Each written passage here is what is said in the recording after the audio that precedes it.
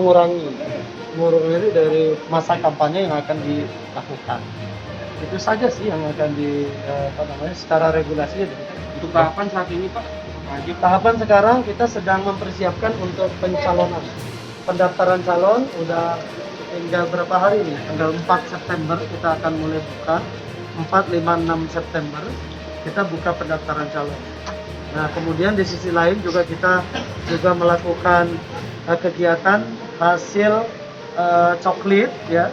Beberapa waktu yang lalu ini juga dilakukan terkait dengan penyusunan pemutaran dan pemilih untuk menuju daftar pemilih sementara. Ini juga sedang berlangsung. Di sisi lain kita juga mempersiapkan untuk logistik ya. Logistik pilkada juga sudah mulai kita persiapkan untuk kita adakan. Jadi memang beririsan semua. Tetapi yang krusial yang betul-betul kita sedang persiapkan itu adalah untuk pencalonan. Masa pencalonan ini yang menjadi krusial yang banyak dilihat oleh masyarakat. Pertama kali bertarung di tengah pandemi menyelenggarakan pemilu sendiri. Nah, persiapan dari tingkat kota sampai tingkat TPS sudah sejauh mana? Kami dari sejak awal sudah menyampaikan bahwa KPU dan jajaran siap melaksanakan Pilkada 2020. Bahwa kami juga dari sejak awal sudah melakukan rapid test terhadap teman-teman ya. Antisipasi kita dalam waktu dekat juga akan rapid kembali sampai dengan nanti selesai.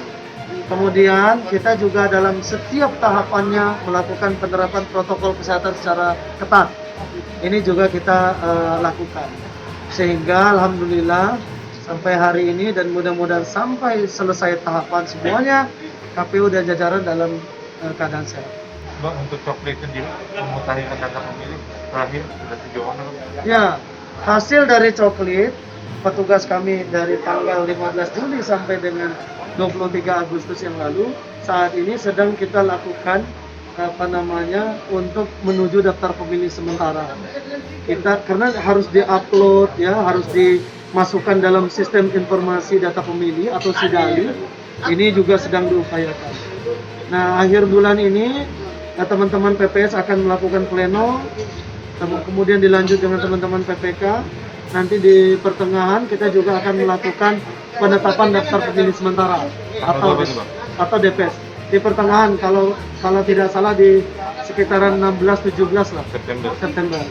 Kita melakukan untuk penetapan daftar pemilih sementara. Nah, kemudian nanti kita akan umumkan kepada masyarakat apakah masih ada yang belum terdaftar atau tidak sampai dengan nanti puncaknya 16 Oktober kita akan menetapkan daftar pemilih tetap.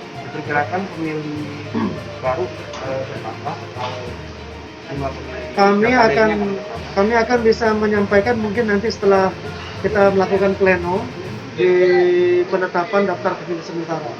Ya, bisa jadi bertambah, bisa jadi berkurang, nanti kita akan. Kendala coklit di lapangan seperti apa, Bang? Oh, banyak. Misalnya petugas kami susah menemuinya. Misalnya kalaupun ketemu itu kita memang sudah menginstruksikan kepada mereka untuk tidak berlama-lama hanya di pagar ya. Yang paling banyak dijumpai adalah itu apalagi komplek-komplek perumahan yang kalau didatangi sekali, dua kali nggak ada orang gitu ya, atau yang disambut dengan gonggongan anjing gitu ya. Ini juga. Tapi alhamdulillah kendala-kendala itu saya pikir tidak menjadi soal buat kita untuk bisa memastikan daftar pemilih kita secara Tapi garis besar KPU optimis data pemilih itu akurat, tepat. betul, akurat dan valid. Akurat dan valid. koordinasi dengan Dukcapil gimana?